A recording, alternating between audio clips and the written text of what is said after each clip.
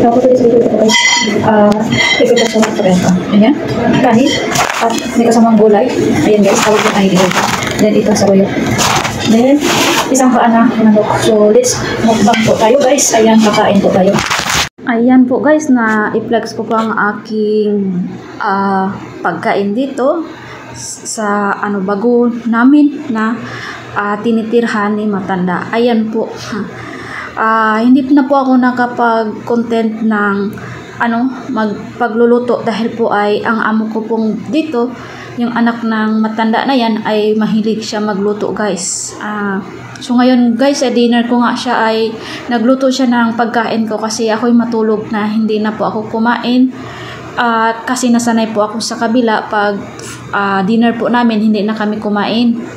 At yun, nilutuan niya ako ng yung anong tawag yan, yung parang fishbowl sa atin yun. Ang tawag dito ay yamat. Yun, niluto niya. Sabi ko, ayaw ko nga kasi linagyan ng mga onion. So, ayun, sabi niya, gusto kong tumaba ka. Ayan, so, at basta nasanay na rin yung pagkain ko doon sa kabila, ganun ang pagkain ko. Kasi pag dinner hindi na kami kumain.